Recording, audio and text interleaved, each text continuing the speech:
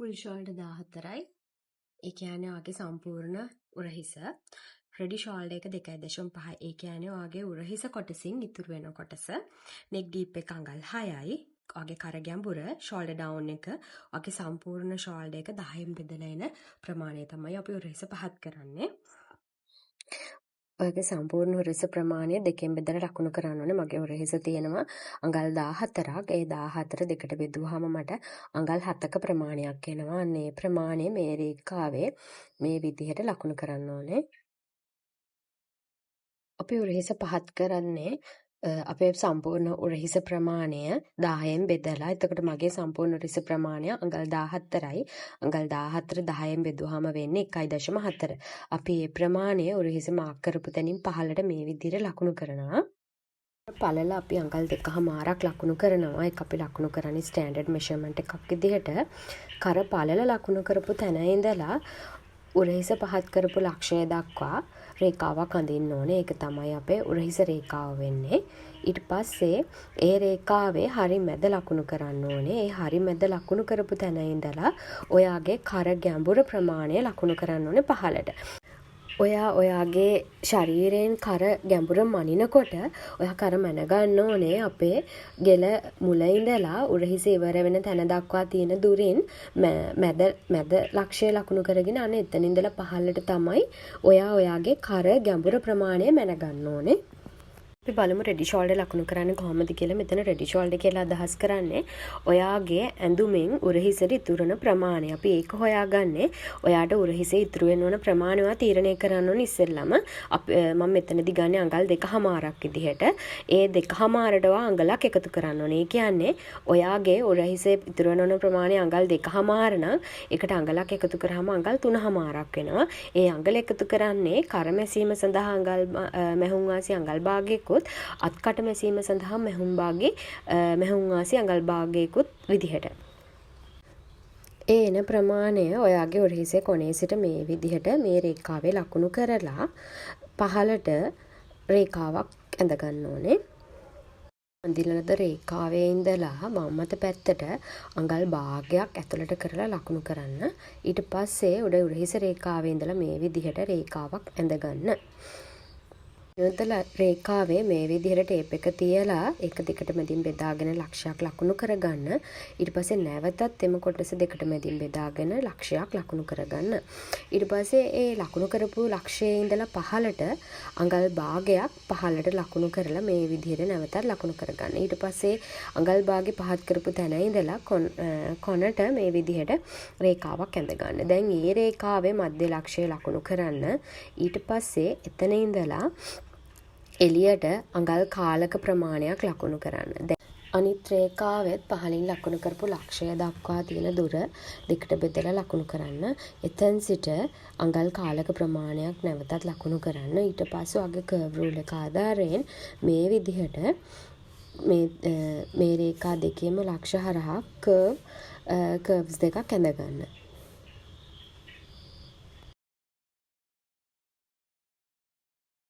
කොටස් මේ විදිහට කපා ගන්න ඕනේ.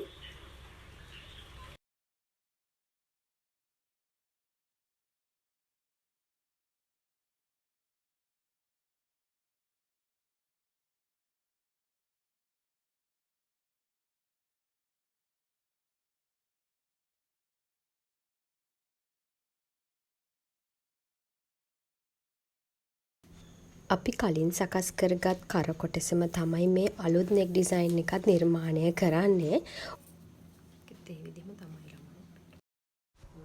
රේඛාවේ මැද ලක්ෂය ලකුණු කරන්න.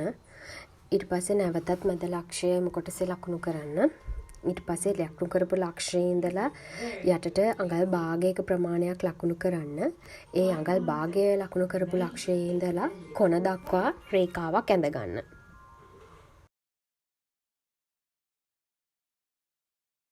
මධ්‍ය ලක්ෂය ලකුණු කරන්න.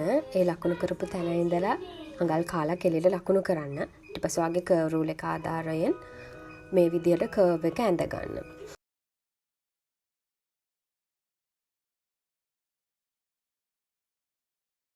දැන් ඔයා කොටස් කපා ගන්න.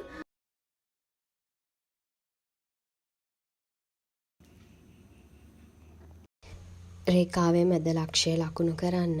ඊට පස්සේ නැවතත් එම පහළ කොටසෙහි මැද ලක්ෂය ලකුණු කරගන්න. ඒ ලකුණු කරපු ලක්ෂයේ ඉඳලා පහළට අඟල් භාගයක් ලකුණු කරන්න. අඟල් භාගය ලකුණු කරපු තැන ලක්ෂයේ ඉඳලා කොන දක්වා රේඛාවක් ඇඳගන්න. ඒ අලුතෙන් ඇඳගත් රේඛාවේ මැද ලක්ෂය ලකුණු කරන්න. එතෙන් සිට එළියට අඟල් කාලක ලක්ෂයක් ලකුණු කරන්න. ඊට පස්සේ මේ රේඛාවේ අලුතෙන් ඇඳගත්ත රේඛාව දක්වා තියෙන අතරතුර මධ්‍ය ලක්ෂය ලකුණු කරන්න. ඒ ලකුණු කරපු තැන ඉඳලා අඟල් කාලක් එළියට ලකුණු කරන්න. දැන් රේඛා දෙකේම කර්ව්ස් දෙක ඇඳගන්න. දැන් මේ ආකාරයට ඔයා කොටස් ටික කපා ගන්න.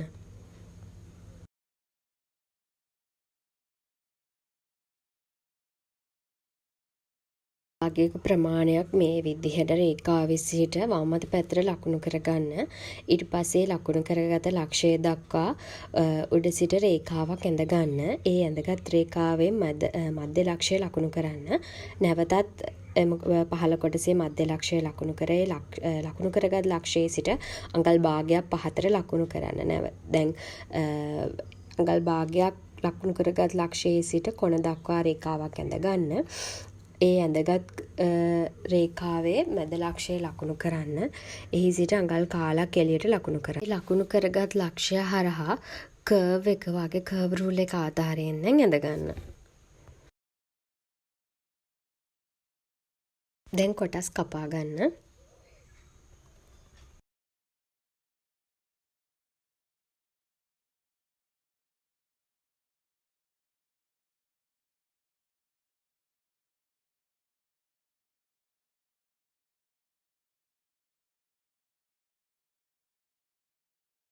යට රේඛාවේ අඟල් භාගයක ප්‍රමාණයක් වම් අත පැත්තට ලකුණු කරන්න. දැන් උඩ සිට රේඛාවක් එම ලකුණු කරපු ලක්ෂය දක්වා ඇඳ ගන්න. ඊට පස්සේ ඒ ඇඳපු රේඛාවේ මැද ලක්ෂය ලකුණු කරන්න. නැවතත් යට කොටසෙහි මැද ලක්ෂය ලකුණු කරන්න. ඒ ලකුණු කරගත් ලක්ෂයේ සිට අඟල් භාගයක් යටට ලකුණු කරන්න. ඒ ලකුණු කරගත් ලක්ෂය සහ කොන ලක්ෂයේ සිට කොන දක්වා රේඛාවක් ඇඳ ගන්න.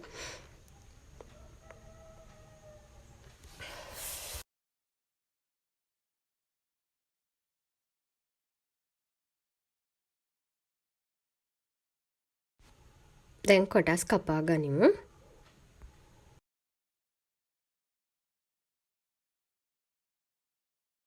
එවැනි ඩිසයින් එක මම වෙනම කොලයක නිර්මාණය කරන්නේ මේ කපපු කොලේම මට ඒක ඔයාලට කරලා පෙන්වන්න පුළුවන්. මේ විදිහට මම නැවතත් කොලේ දෙකට නමා ගන්නවා. එතකොට අපි මුලින්ම අදින රේඛාව කෙලින් රේඛාව තියෙනවානේ. අන්නේ කෙලින් රේඛාව මුලින්ම දෙකට මැදින් බෙදනවා. ඊට පස්සේ අපි ආයමත් යට කොටස දෙකට මැදින් බෙදලා එතෙන් සිට අඟල් භාගයක් ලකුණු කරනවා. මේ අඟල් භාගයේ ලකුණු කරපු තැන තමයි මම මේ ලක්ෂය ලකුණු කරන්නේ. ඊට පස්සේ කොනේ සිට ඒ අඟල් භාගයේ රේඛාව දක්වා ඔයාට පුළුවන් කෙලින් රේඛාවක් ඇඳගන්න. ඊට පස්සේ මේ කොටස කපා ගන්න. මේ තියෙන අපේ පස්වෙනි කර ඩිසයින් එක.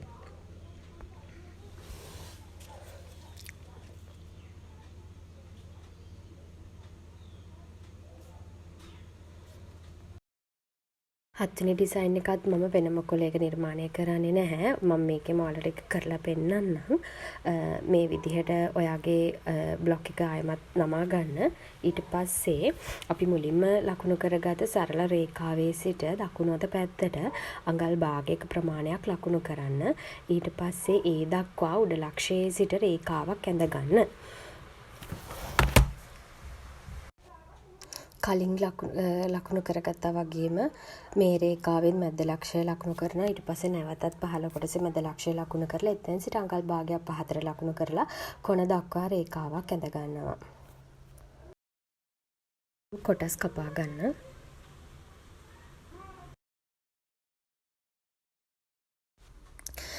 සරල රේඛාවේ සිට දකුණු අත පැත්තට අඟල් භාගයක් ලකුණු කරන්න. ඊට පස්සේ උඩ ලක්ෂයේ සිට ඒ ලකුණු කරගත් ලක්ෂය දක්වා රේඛාවක් අඳින්න.